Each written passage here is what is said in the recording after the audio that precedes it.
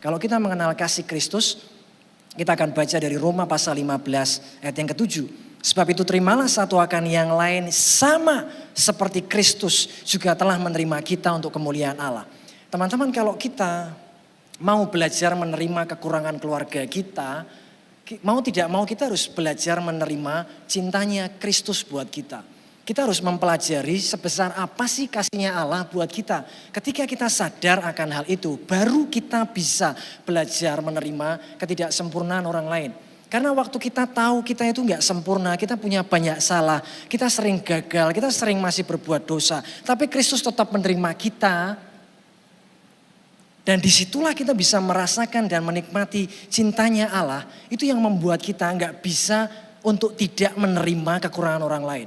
Karena kita sendiri tahu bahwa aku ini nggak sempurna, aku ini punya banyak kekurangan, kok Tuhan masih terima aku ya. Kesadaran yang dari Roh Kudus itu membuat kita bisa belajar nerima juga kekurangan orang lain. Saya tahu kita bisa marah kok, manusiawi.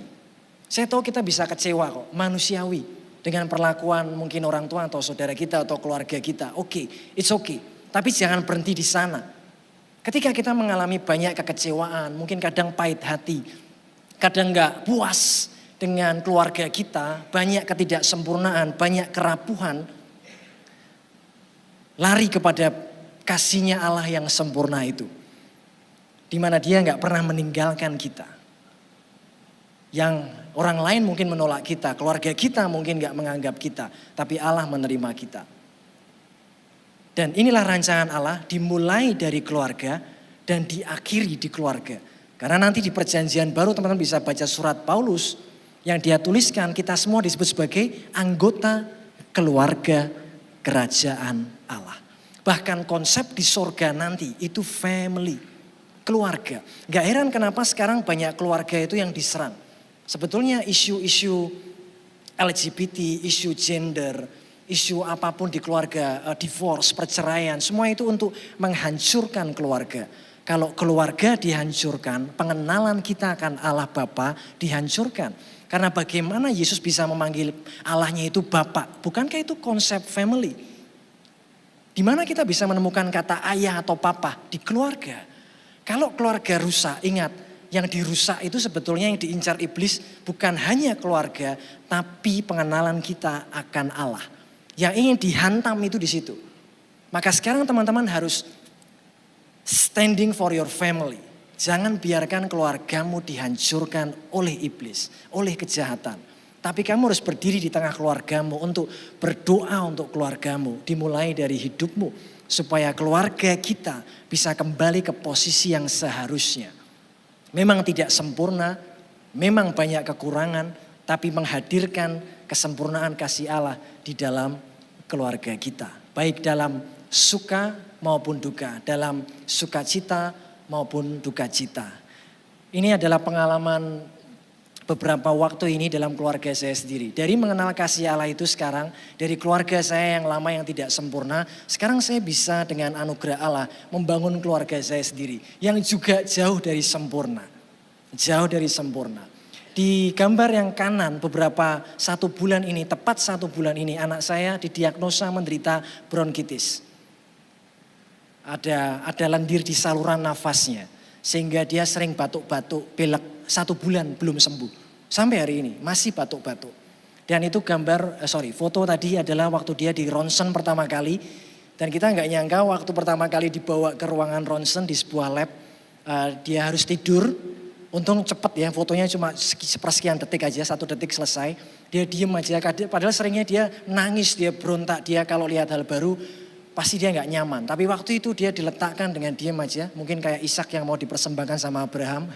Dia diem aja, dia tiduran dan difoto, selesai.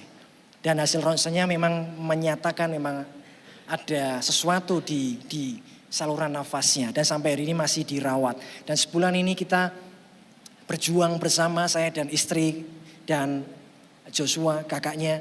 Kita mendukung adik kita, anak kita ini yang masih kecil, yang paling kecil. Tapi kita merasa kasihan, kita berdoa, kita mensupport. Kadang tidur malam juga terganggu, gak bisa tidur karena batuk-batuk. Kadang-kadang ada pengalaman duka cita dalam keluarga kita.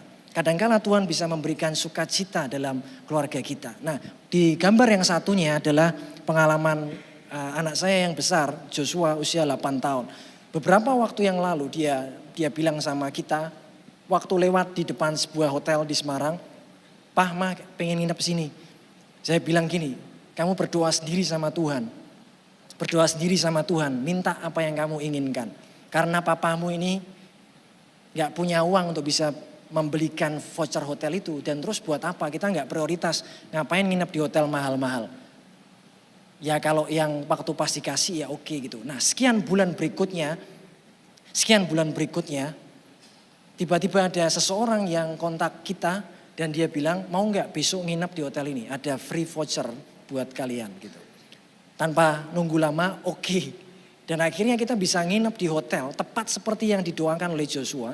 Maka setiap kali kita akan berlibur, saya minta Joshua berdoa supaya Tuhan kasihkan tiketnya atau free hotel dan lain sebagainya. Teruskan perjuanganmu supaya papa mama bisa menikmati. Nah, di sini saya belajar poinnya bukan soal harga hotelnya teman-teman, tetapi adalah saya ingin membawa anak saya ingin berkata begini, papamu yang kamu lihat ini gak sempurna. Tapi kamu punya Bapak di sorga yang sempurna. Papamu gak bisa selalu kasih apa yang kamu minta. Tetapi kamu punya Bapak yang di sorga, yang jauh lebih dari papamu yang di dunia. Dan teman-teman, pengalaman itu menurut saya yang mahal harganya. Pengalaman pribadi dengan Tuhan, itu yang mahal. Maka sekali lagi teman-teman, dalam ketidaksempurnaan orang tuamu, itu bisa membawa kepada hidupmu, kepada mengenal kasih setia Allah yang sempurna. Bahkan di dalam kasih Allah yang sempurna itu, dalam ketidaksempurnaan keluarga saya, di slide yang terakhir, istri saya, mantan pacar saya. Tahun ini adalah tahun ke-10 saya menikah. Gak kelihatan ya teman-teman ya, masih baby face saya. Kelihatan lah ya, kelihatan cukup tua saya. Udah 10 tahun kita menikah. Saya percaya tidak terlalu dini untuk mengajarkan tentang arti pernikahan buat teman-teman sekarang. Pernikahan itu tidak mudah teman-teman. Papa mamamu berjalan berdua itu gak mudah. Membangun keluarga itu gak mudah. Menghabiskan banyak energi. Terutama tadi ketika anak sakit. Ingat kalian dulu pernah sakit juga, yang rawat siapa? Apakah tetanggamu, temanmu enggak? Orang tuamu? Siapa yang keluarin duit harus cari uang untuk rawat kamu? Ya orang tuamu juga. Maka hargailah mereka sekarang dengan semua kekurangan mereka. Dan saya udah jalan 10 tahun ini yang kita bersyukur bisa melewati semuanya. Ada banyak perjalanan kehidupan bersama dengan istri saya yang paling saya cintai. Dan kita gak sempurna dan kadang bertengkar, kadang konflik. Saya terbiasa untuk beradu argumen dengan dia. Enggak seperti waktu pacaran ya. Kalau pacaran teman-teman semua kelihatan oke ya. Tapi saya pesan teman-teman yang sekarang lagi pacaran atau build relationship, biasakan punya hard conversation tentang sesuatu yang penting ya. Kalau soal makan ayam goreng, ayam bakar enggak perlu hard conversation. Ngikut aja, mau pecel apa lele atau ikan atau ayam, oke lah kita bisa ngalah. Tapi untuk sesuatu yang penting, value kehidupan, prinsip kehidupan, kalau menurut kita itu penting dan itu harus diperjuangkan, maka kita harus belajar berargumen. Dan saya sama istri saya di momen tertentu terbiasa untuk punya hard conversation. Kadang kita beradu mulut, kita kadang bertengkar dengan nada tinggi. Menurut saya nggak bisa, menurutku nggak bisa, ini harusnya seperti ini. Tapi saya juga belajar mendengarkan dia. Dan disitulah kita menemukan bahwa ketidaksempurnaan kehidupan kita sebagai seorang suami dan istri, sebagai seorang papa dan mama, ada banyak kekurangan. Tapi di sanalah kita mengenal kasih Allah yang menyempurnakan kehidupan kita. Dan di tengah mengalami semua tadi ya, anak kita sakit, saya akan tutup dengan ini. Beberapa hari lalu, istri saya bilang ke saya seperti ini. Kayaknya aku memang harus belajar dari semua ini. Jadi dari anak sakit itu kita memang belajar banyak hal. Kita panik, kita takut. Karena bayangkan teman-teman, orang tuamu itu kalau kamu sakit dulu, yang panik itu orang tuamu. Anaknya mungkin santai-santai aja ya. Bisa happy, hihi, masih cekikian. Tapi orang tuamu itu panik.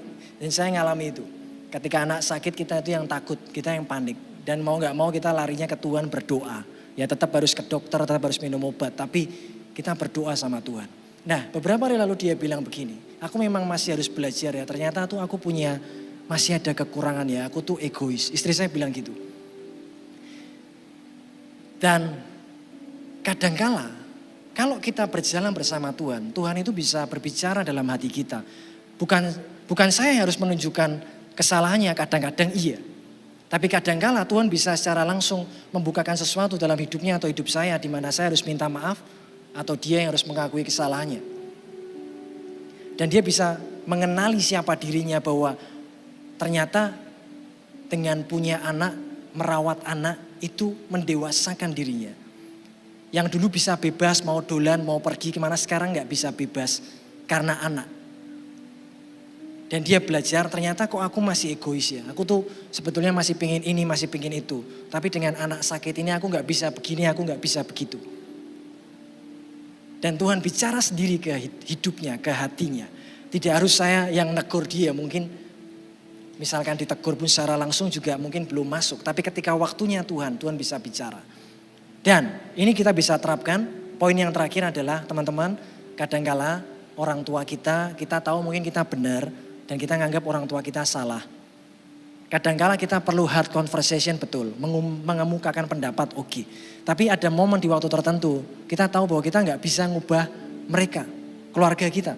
Tugas kita bukan mengubah mereka, tapi menginspirasi mereka. Perubahan kita dimulai dari perubahan kita, menginspirasi perubahan orang lain. Kita nggak bisa memaksa perubahan orang lain. Kamu berubah dong, Pak kamu berubah dong, Mah kamu yang berubah dong. Oh iya kita bisa ngobrol, kita bisa kasih masukan, bisa. Tapi kita nggak bisa paksa mereka berubah. Karena yang bisa memberi perubahan hanya Tuhan dan dirinya sendiri. Kemauannya untuk berubah. Maka ketika ada momen seperti deadlock ya, nggak terjadi apapun. Satu-satunya cara adalah berdoa kepada Tuhan. Nanti pada waktunya Tuhan bisa mengubahkan keluarga kita menjadi jauh lebih indah. Seperti yang kita doakan, seperti yang Tuhan rancangkan.